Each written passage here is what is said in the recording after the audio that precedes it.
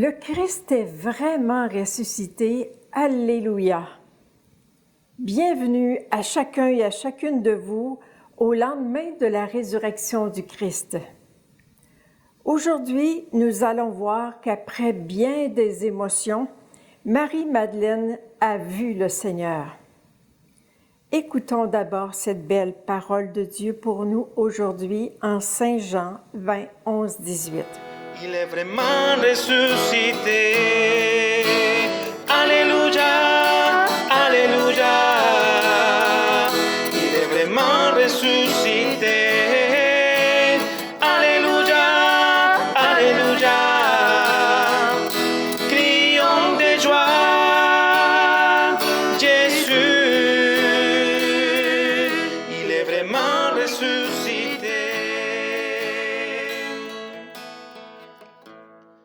En ce temps-là, Marie-Madeleine se tenait près du tombeau tout en pleurs. Et en pleurant, elle se pencha vers le tombeau. Elle aperçoit 2 anges vêtus de blanc, assis l'un à la tête et l'autre aux pieds, à l'endroit où on avait déposé le corps de Jésus. Ils lui demandent « Femme, pourquoi pleures-tu » Elle leur répond « On a enlevé mon Seigneur et je ne sais pas où on l'a déposé. » Ayant dit cela, elle se retourna.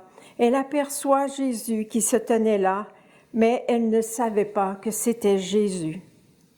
Alors Jésus lui dit, « Femme, pourquoi pleures-tu? Qui cherches-tu? » La prenant pour le jardinier, elle lui répond, « Si c'est toi qui l'as emporté, dis-moi où tu l'as déposé, et moi j'irai le prendre. » Jésus lui dit alors, « Marie. » S'étant retournée, elle lui dit en hébreu, « Rabouni », c'est-à-dire « Maître ». Jésus reprend, « Ne me retiens pas, car je ne suis pas encore monté vers mon Père. Va trouver mes frères pour leur dire que je monte vers mon Père et votre Père, vers mon Dieu et votre Dieu. » Marie-Madeleine s'en va donc annoncer aux disciples, « J'ai vu le Seigneur. » Et elle raconta ce qu'il lui avait dit.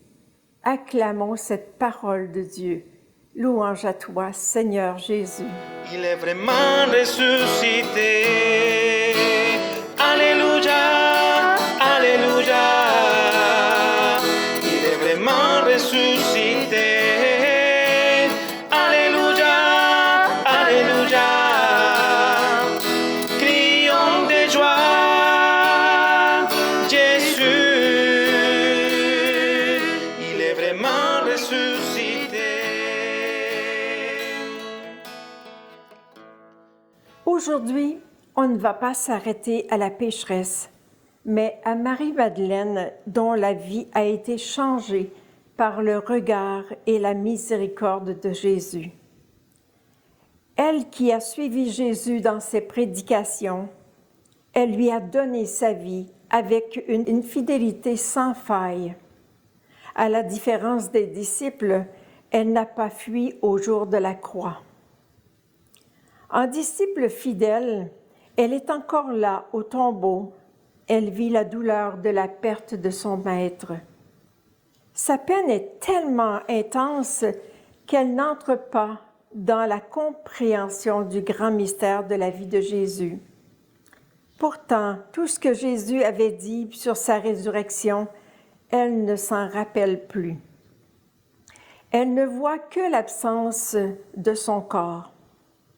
Il faudra bien attendre que Marie-Madeleine quitte son chagrin, centrée sur elle-même, et qu'elle ose un retournement. Mais seul, c'est impossible.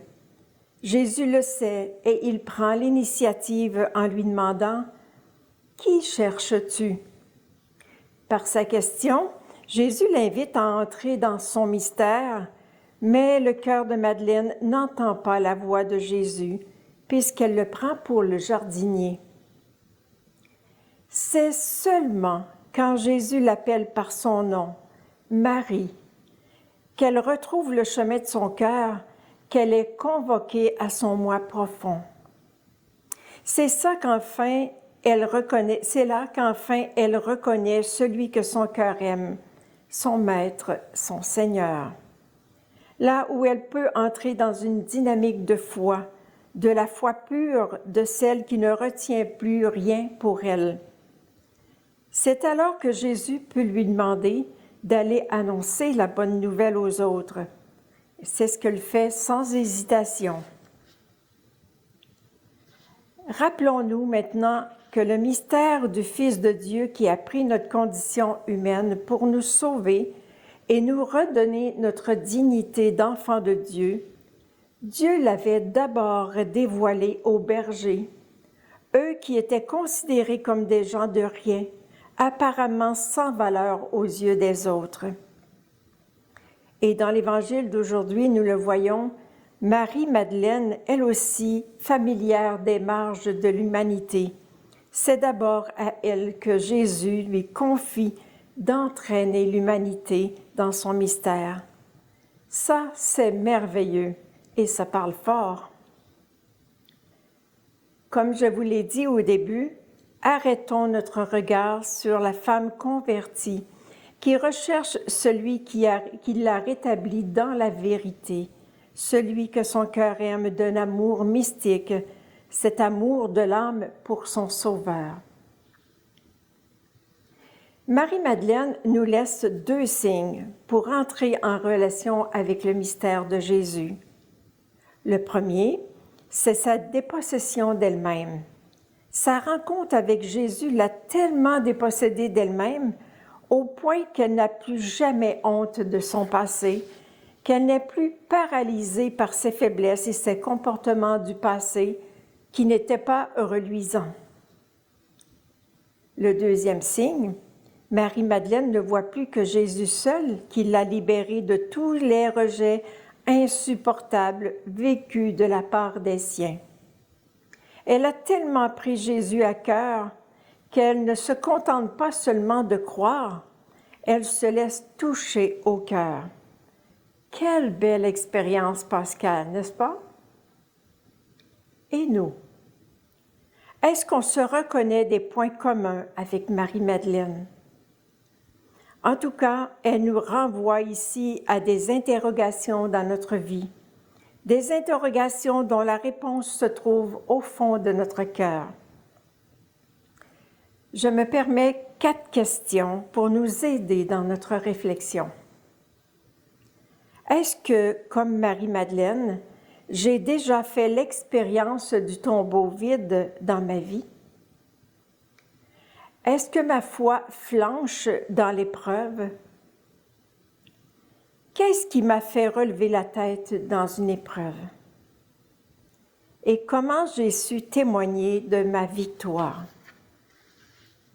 Prenons le temps dans notre journée de nous arrêter un instant pour y réfléchir en laissant le Seigneur parler à notre cœur. Dans le monde d'aujourd'hui qui nous tire bien loin du Seigneur et nos églises de plus en plus vides, on peut s'interroger sur notre relation au Christ ressuscité. Entendons-nous le Seigneur nous appeler par notre nom? Ou sommes-nous figés devant un tombeau vide? La réponse se trouve bien au fond de notre cœur, habité par l'Esprit de Dieu. Quant au visage du jardinier, il peut représenter l'aspect décevant de notre service, tant dans notre milieu familial que professionnel qu'en Église. Dieu se cache dans notre entourage, des personnes, des événements, une parole, une rencontre. Aujourd'hui, nous sommes invités à découvrir les traits de Jésus qui se révèlent dans l'ordinaire de nos vies, car le salut se reçoit et se vit dans l'ordinaire, dans le quotidien assumé avec amour, avec la certitude de la présence de Jésus. D'ailleurs, c'est là un des messages du matin de Pâques, et Marie-Madeleine nous le donne à comprendre lorsqu'elle vient nous confier J'ai vu le Seigneur.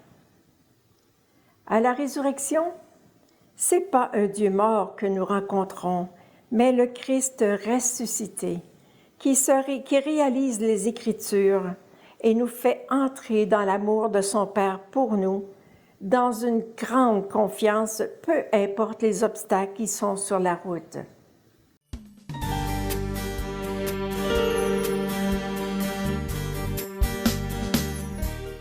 Mon ami, Jésus ressuscité te regarde. Il prononce ton nom. Demande-lui la grâce de l'entendre prononcer ton nom et celle d'expérimenter la profondeur de son amour pour toi. En prenant conscience que tu as reçu une bénédiction et plus encore, que tu es toi-même une bénédiction, puisses-tu réaliser qu'en même temps, tu es envoyé vers les autres pour transmettre cette bénédiction que tu as reçue et que tu es. Oui, que la bénédiction du Christ ressuscité descende sur toi et sur notre humanité. Au nom du Père et du Fils et du Saint-Esprit. Amen. N'oublie pas, le Christ est ressuscité. Il est vraiment ressuscité. Que sa joie soit la tienne et qu'elle envahisse tout ton être de sauver. Bonne journée.